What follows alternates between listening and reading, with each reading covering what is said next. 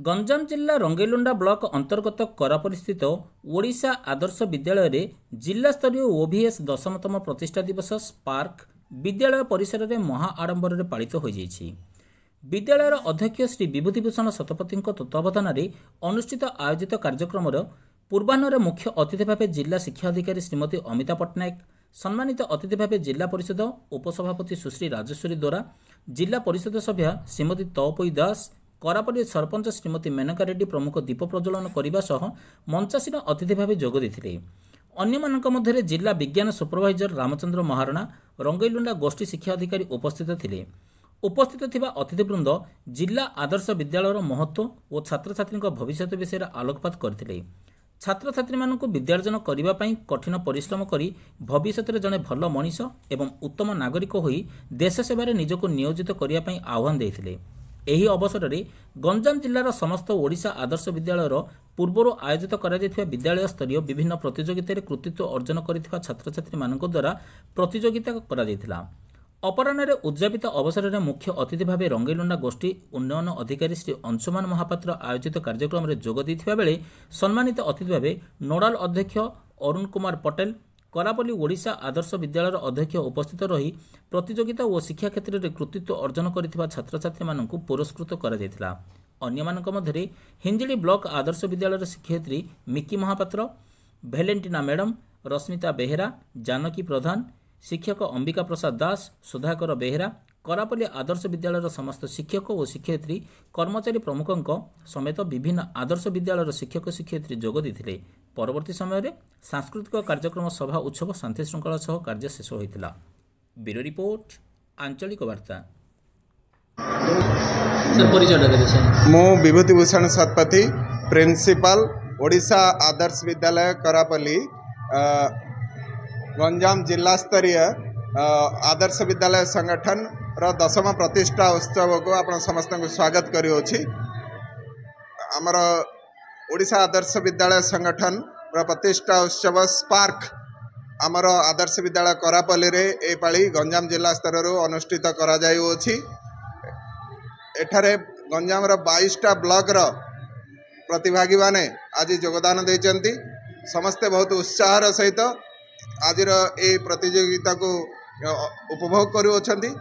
आज ए प्रतियोगिता रे गंजाम जिला रंगेलुंडा ब्लॉक रो भाइस प्रेसिडेंट सुश्री राजेश्वरी द्वारा आमर मुख्य अतिथि रूप में उद्घाटन कले।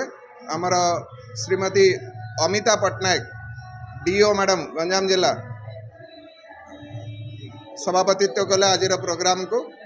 आमर गंजाम जिला आदर्श विद्यालय नोडाल प्रिंसिपल सर भी थिले। आमर गंजाम जिला डिस्ट्रिक्ट साइंस सुपरवाइजर सर भी थिले। समस्त उपस्थित रे प्रोग्राम रा आज शुभारंभ करागला।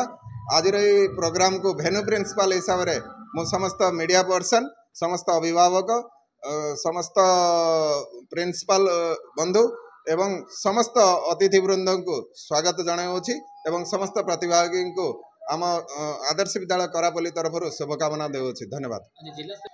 छात्र छात्री मानकर ये कार्यक्रम द्वारा तांकर जो नैतिकता वृद्धि हम, तांकर इमोशनल ग्रोथ भी हम, जोटा कि तांकर ऑलराउंड डेवलपमेंट रे सहायता हम एवं तांकर ये प्रतियोगिता रे भाग नेबा परे आत्मविश्वास बढ़ियो। ये आत्मविश्वास तांको जीवन रे सफल करिया पे निहाती रूप रे सहायता करियो। आउ ए प्रतियोगी मानको समस्ते उत्साहित करितिवारु एठारे उपस्थित समस्त को मो कृतज्ञता देवी। सर परिचय मु अरुण कुमार पटेल, नोडाल प्रिंसिपल ओडिशा आदर्श विद्यालय गंजाम जिला। आदर्श विद्यालय संगठन तार जिला स्तरीय प्रतिष्ठा दिवस पालन कर गंजाम जिलार सारा राज्य में अनुष्ठित होची। पिला माने आमर 22टा ओएवी छात्र छात्री माने ये प्रतियोगिता अंशग्रहण करुछंती। सेमाने विभिन्न प्रतियोगिता तथा गीत, नाच, वक्तृता, ड्राइंग, पेंटिंग सबुतिर अंशग्रहण करुछंती। ताद्वारा सेमानकर अंतर्निहित विकास हो पारिबो। जेमती ताकु गोटे बड़ प्लाटफर्म आदर्श विद्यालय संगठन तरफ दिया जाउछि। एई प्रतिष्ठा दिवस अवसर में जो छात्र छात्री माने प्रथम द्वितीय तृतीय स्थान अंशग्रहण करे माने ଅକ୍ତିଆର କରିବେ ସେମାନଙ୍କୁ ଆମେ ଆଜି ସନ୍ଧ୍ୟାରେ ଥିବା ଉଦ୍ଯାପନୀ ଉତ୍ସବରେ ପୁରସ୍କୃତ ବି କରିବୁ ମାନପତ୍ର ସହିତ। ଏଥିରେ ଜିଲ୍ଲାସ୍ତରୀୟ ଆଜି ସକାଳେ ଆମର ମାନନୀୟ ଜିଲ୍ଲା ଶିକ୍ଷାଧିକାରୀ ମହୋଦୟା ଆସି ଉଦ୍ଘାଟନ କରି ଯାଇଛନ୍ତି। ତାଙ୍କ ସହିତ ଜିଲ୍ଲା ପରିଷଦ ଉପାଧ୍ୟକ୍ଷ ବି ଥିଲେ। ସନ୍ଧ୍ୟାବେଳରେ ବି ଆମର ଉଦ୍ଯାପନୀ ଉତ୍ସବରେ ଆସିବେ। ଏଠି ପିଲାମାନଙ୍କୁ ଆମେ ଗୋଟେ ବଡ଼ ପ୍ଲାଟଫର୍ମ ଦେଉଛୁ। କେବଳ ପାଠ ପଢ଼ିଲେ ଯାବନି, ତା ସହିତ ପିଲାମାନେ ସେମାନଙ୍କର ଅନ୍ତର୍ନିହିତ ବିକାଶ ପ୍ରତିଭାର ବିକାଶ କରି ଗୋଟେ ବଡ଼ ପ୍ଲାଟଫର୍ମ ପାଉଛନ୍ତି ଏହି ପ୍ରତିଷ୍ଠା ଦିବସ ଅବସରରେ ବିଭିନ୍ନ ପ୍ରତିଯୋଗିତାରେ ଅଂଶଗ୍ରହଣ କରି।